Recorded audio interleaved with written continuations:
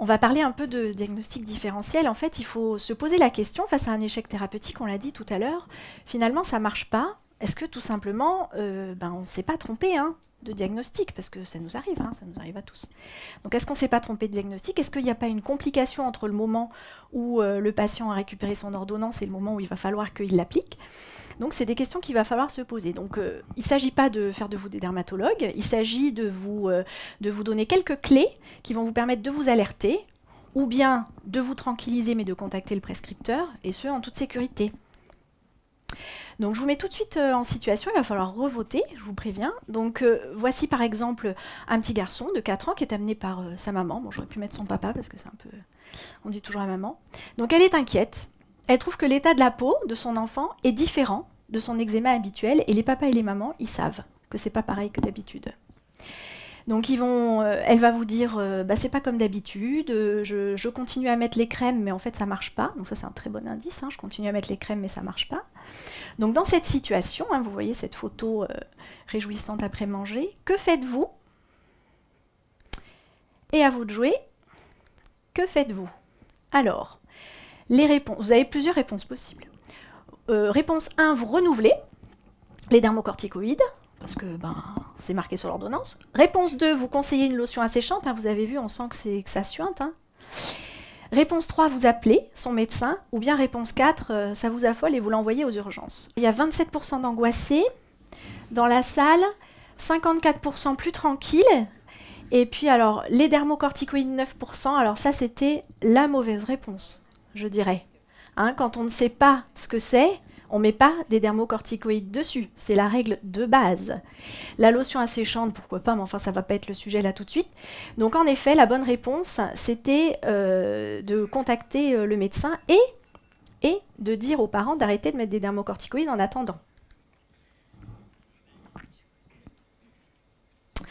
Alors, non.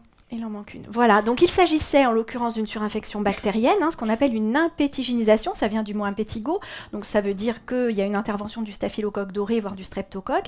Et ce qui était très très important, c'est que cet enfant, à part que, bon, il n'est pas très très ragoûtant, il n'a aucune altération de l'état général. C'est un enfant qui va bien par ailleurs, il n'a pas de fièvre, il n'est pas particulièrement grognon. Donc dans ces situations-là, il y a besoin d'une consultation médicale, bien entendu, puisque c'est une surinfection, mais ce n'est pas une urgence. N'envoyez pas ces enfants aux urgences. Simplement, vous leur dites, il va falloir aller voir votre médecin, éventuellement je vais l'appeler, et en attendant, vous arrêtez de mettre des dermocorticoïdes. Alors, toutes les surinfections ne se valent pas. La seule qui nous fait vraiment, vraiment, vraiment peur, c'est la surinfection herpétique. Et là, c'est pas du tout la même présentation. Ce sont des enfants ou des adolescents qui se connaissent bien en général et qui vont vous dire c'est pas du tout comme d'habitude. D'habitude, ça me gratte, je me gratte, mais alors là, ça me gratte pas, ça me fait extrêmement mal. Ça me fait extrêmement mal, ça c'est vraiment la clé. Et puis il y a de la fièvre, et puis il y a une altération de l'état général. Dans ces situations-là, là c'est une vraie urgence dermatologique. Et là vous allez l'envoyer en effet aux urgences sans hésiter. D'accord? Parce que l'hospitalisation s'imposera, parce qu'un traitement parentéral va s'imposer.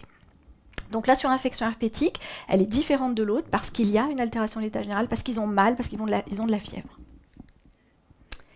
Et puis parfois, c'est vraiment de l'eczéma, il ne s'agit pas d'une surinfection, sauf que c'est un eczéma un petit peu différent. Vous avez, par exemple, ici, on vous a mis deux exemples qui se suivent. Ici, une jeune femme qui a un eczéma atopique, et puis pour une raison qui nous échappe à tous, elle a décidé d'appliquer des antiseptiques, en l'occurrence de l'exomédine. Que vous connaissez bien. Eh bien, c'est un antiseptique extrêmement allergisant qui est responsable d'eczéma de contact allergique très particulier. Et là encore, il n'y a aucune altération de l'état général. Elle va peut-être vous dire, tiens, j'ai de l'eczéma, mais pas à l'endroit où j'en ai d'habitude, où il est un peu différent. Donc là encore, c'est pas une urgence, il y a peu d'altération de l'état général, mais elle aura besoin d'une consultation médicale et probablement dermato-allergo afin de réaliser des tests ultérieurement. Bon, d'abord, on va la prendre en charge, mais ensuite, il faudra réaliser des tests. Ici, vous avez un cas vraiment propédeutique. On imagine la forme, je pense, de la chaussure. Donc cet enfant-là, il avait des sandalettes avec une bande, vous savez, la petite bandelette en cuir par-dessus. Donc on imagine très bien la forme, on peut dessiner la forme de ses chaussures en voyant la forme de son eczéma de contact au chrome, puisqu'il s'agit en effet, vous savez que les allergies au cuir ne sont pas évidemment des allergies au cuir, ce sont des allergies aux sels de chrome qui sont utilisées dans le tannage du cuir, et que pareil, dans ces situations, s'il n'y a pas d'altération de l'état général, ce n'est pas une urgence, mais là aussi, il faudra une consultation médicale parce qu'il faudra faire des tests allergologiques ultérieurement. Et puis, ben, des fois, ça gratte, mais c'est pas de l'eczéma. Par exemple, vous pouvez avoir un nourrisson qui se gratte, et puis les parents vont vous dire, mais il ne se gratte pas aux mêmes endroits que d'habitude, hein, il se gratte le ventre, ou le cou, ou le cuir chevelu, alors que ce n'est pas un endroit où il se gratte d'habitude. Et puis en fait, ben, y a des parents qui se grattent aussi. Et puis, ben, ils ont beau mettre des dermocorticoïdes, là encore, il n'y a aucune amélioration.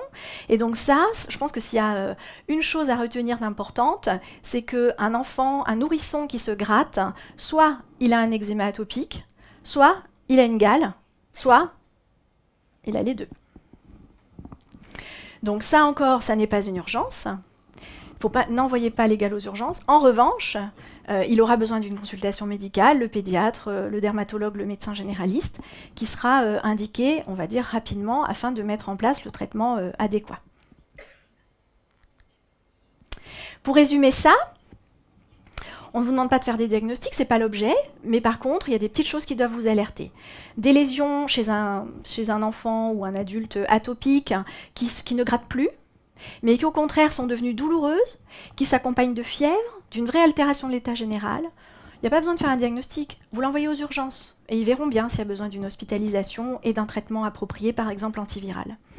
En revanche, dans les situations où oui, ça gratte comme l'eczéma, sauf que c'est pas comme d'habitude, par exemple c'est purulent, comme dans l'impétigénisation, c'est croûteux, ou il y a d'autres personnes qui se grattent, c'est des localisations inhabituelles. Tout ça, c'est pas des urgences, mais il va falloir contacter le dermatologue, le pédiatre, le médecin.